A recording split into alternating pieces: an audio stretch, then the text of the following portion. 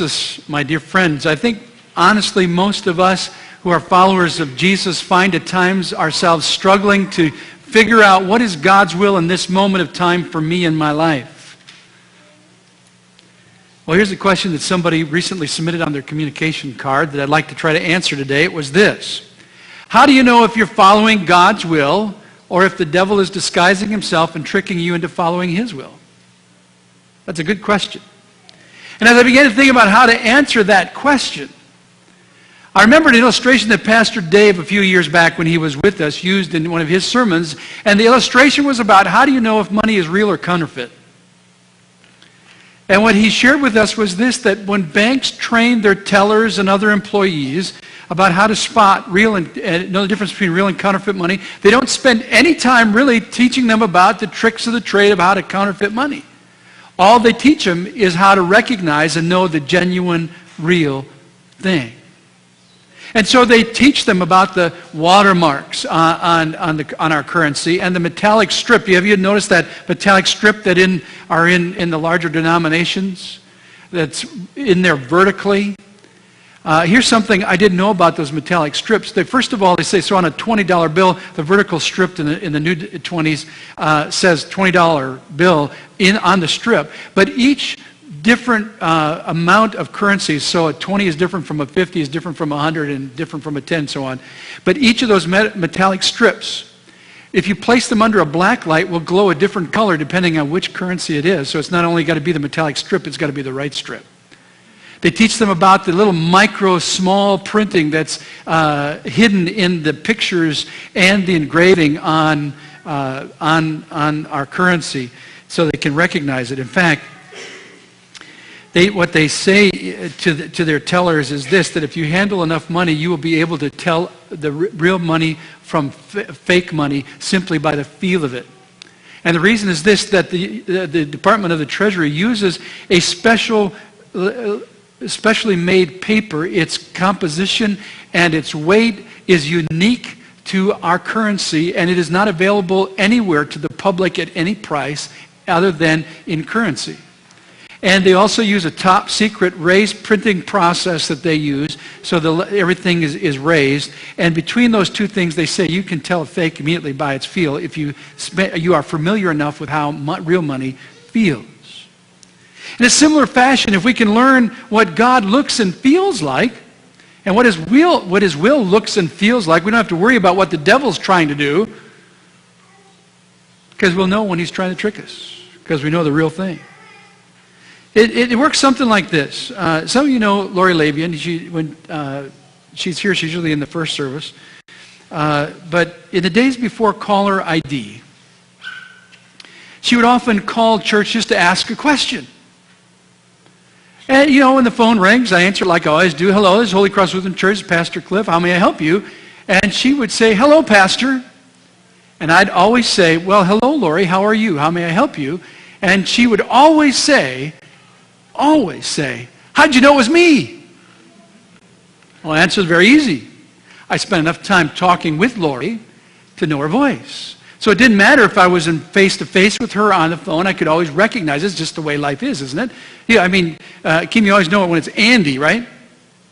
You never try to disguise your voice, do you, Andy? No. Can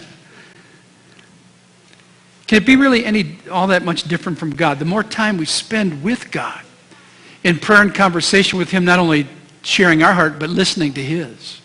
The more time we are in the daily habit of being in the study of His Word, where we know God is clearly speaking, the more familiar we become with God, the easier it is to recognize when God is talking to us, whether it's in His Word or in any other fashion.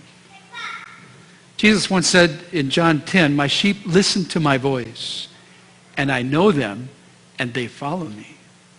In John chapter 8, He says, if you abide in my word, you are truly my disciples, and you will know the truth, and the truth will set you free. Here's another way of looking at the question.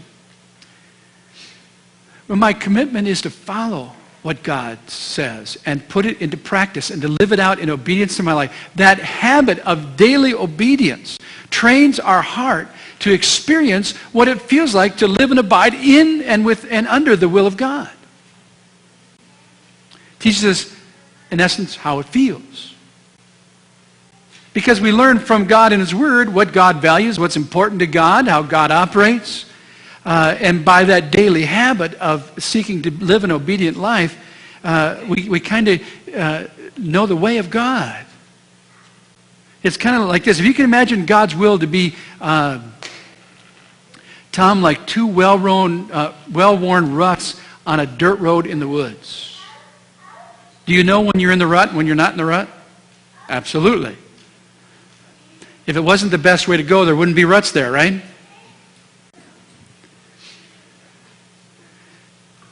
That's how it is with God.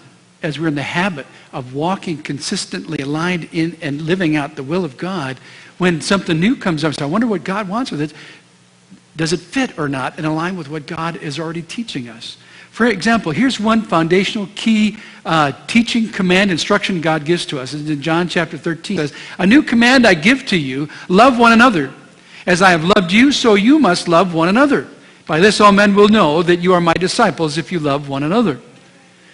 And then John in his first letter, in the 3rd chapter, talks a little bit more about that just to make sure that we know what Jesus was saying. He says this is how we know what love is. Jesus Christ laid down His life for us, and we ought to lay down our lives for our brothers. If anyone has material possessions and sees his brother in need but has no pity on him, how can the love of God be in him?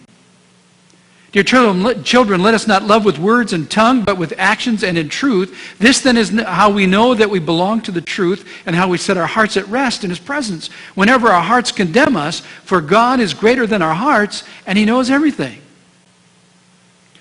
So how do I know what is God's will, especially in distinction to, is it just the devil trying to trick me?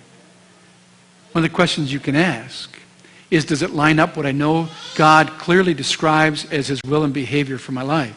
So, based on these scriptures, if it isn't the loving, good thing to do that's going to bless somebody else and meet somebody else's need, you got to ask that question, is it really God's will? Because God's heart is to love one another as He has loved us in practical and real terms. Here's what St. Paul, no, I'm getting ahead of myself. So while we're trying to figure this out about how do you know what God's will is and when it might be the devil's trying to deceive and trick me into doing His will, familiarity with God, just the daily habit of being with God in word and prayer, the daily experience of living in obedience to the will of God, you know that's in His Word. But there is something to be said, too, that's useful to discern the difference between knowing the difference about how God works for good and how the devil works for evil. Two comparisons. First, Jesus once said this about the devil. "He was a murderer from the beginning, not holding to the truth, for there was no truth in him. When he lies, he speaks his native language, for he is a liar and the father of lies." So what can you always count on the devil to do? Lie. Now, he may sugarcoat it, he may dress it up and make it look real pretty, but at the bottom, at the very heart and core, he can't do anything else but what his real nature is, and that is to lie.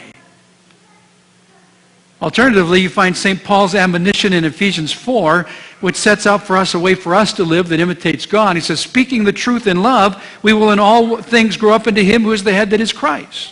So the one big difference between how God operates and the devil operates is this.